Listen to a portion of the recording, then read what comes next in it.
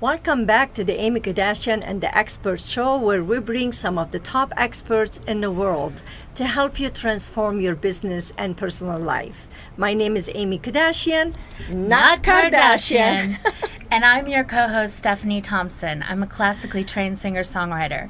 Well, in this episode, and this is the second segment of 4 segments, we've been talking with the great Lance Allred, and he's the first legally deaf NBA player. He's a motivational speaker, and he's been sharing with us some of the ways that he overcame his obstacles. Nice to have you welcome back. back. And if you are with us live right now, it's great. We're gonna you can continue watching. If you're watching it, the pre-recorded one.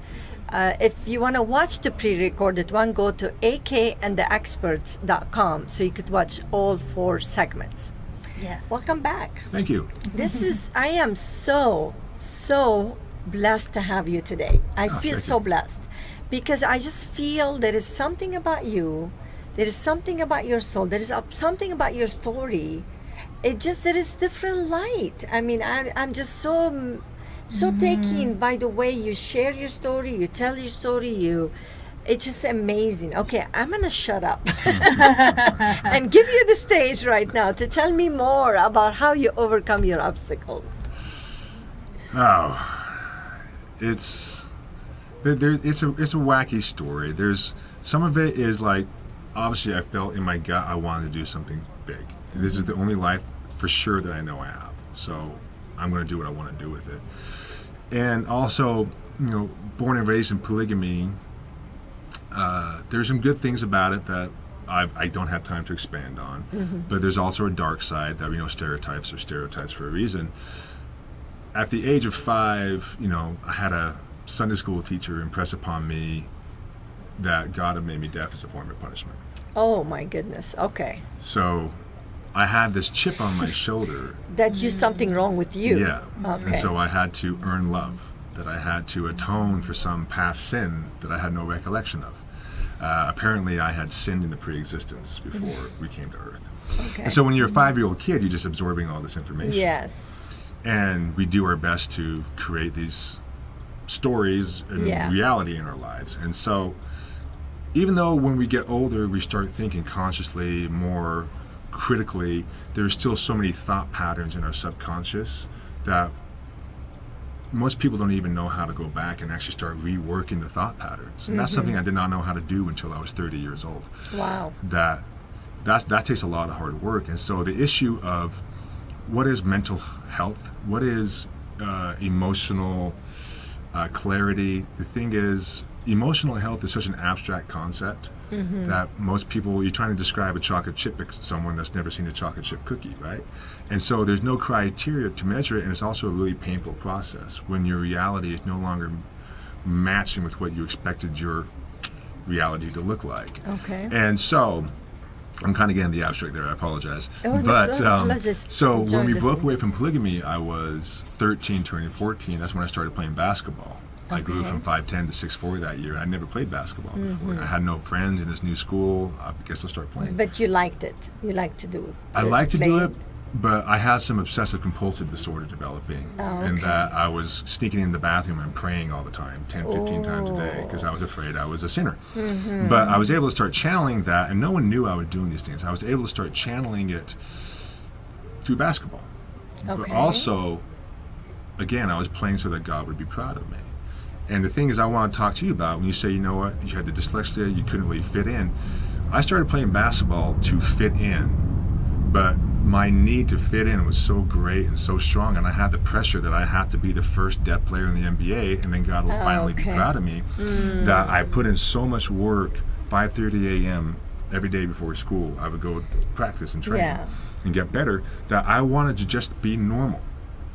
I tried so hard to be normal that drive to be normal flipped me onto the other side of being normal, and that I was an outlier on either side. The thing is, I was never going to fit in, and being a leader is very lonely. Yeah. You're never going to fit in, but that's not your path. That was not my path to fit in.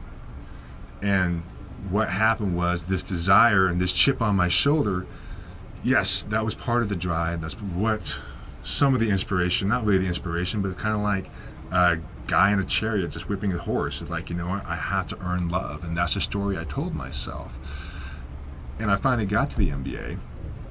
And there are things that I did along the way that I can share, but I'm going to kind of get to a point where I got to the MBA, and I remember I'm shooting a free throw in front of however many thousands of people in the MBA, and I'm thinking, is this it? That's my time.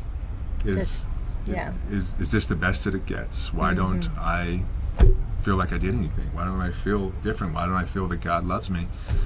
And that's because we as a society have been disillusioned, but also we've been deceived by this whole Hollywood story of happy endings. That we think we're going to find our self-worth at some event horizon.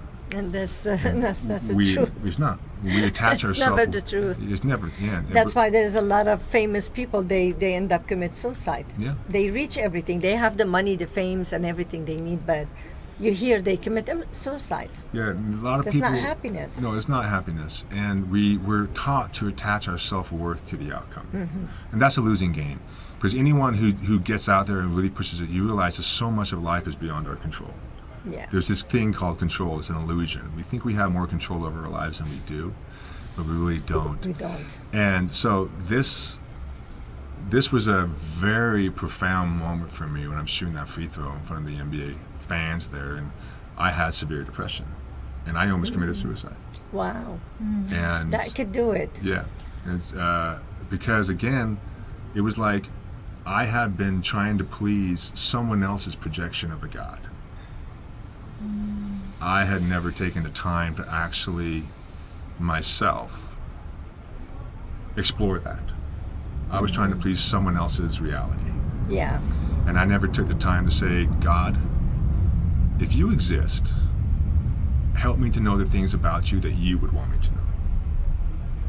And so, you know, my compulsion was to pray when I was a kid. Now, it's like, you know, I don't get down on my knees and pray and I just have an ongoing dialogue. The connection. Yeah, Ongoing dialogue the all day. connection. He's with you all the time, and that's Absolutely. how I feel And too. I just talk to him. People Yeah. say, why is that 7-foot guy walking around talking to nobody? I'm like, I'm I mean, talking. I didn't go to churches because I couldn't read the Bible. Uh-huh. Wow. And then if I'm in a church, how am I going to follow? I couldn't read it. And I didn't want to show anybody that I couldn't read the Bible. So I wanted to go as much as I wanted to go. I couldn't. So I had to create my own connection and find my own, not create, Yeah. find my own connection Yeah. with God. And I found it. And that's the most beautiful thing I have, is the most beautiful connection I have with my Creator. Is this, I have that special connection. It's just there all the time. That's great. Yep. Wow. You know, I just need to have you again here, but we're going to do some webinars. Oh, we could talk for hours. Yes, yes. This is amazing, amazing. It's such an inspiration, really. When we come back, what we're going to be talking about? Leadership, maybe, or something like that? Leadership. Or what Yeah. are we going to talk about? Leadership next We're week? going to talk about goals. We're going to talk about Goals. goals. I want to hear about your goals. Yeah, she's going to ask Yeah. you. When Yes. we come back, That's right. Stephanie, have a question. I'm going to ask you a question. Right? Yes. It's on you now. Okay. Okay. Okay. It was. And you, yeah. sister. Okay. Yeah. Every goal I've set for myself has come true. I'll Here tell you how. go. And he's Okay. going to tell you how his goals, they came through when he set them as a teenager, right? I heard that. Okay, I'm just giving you some sneak peek. Yeah. Stay tuned with us. We'll be right back.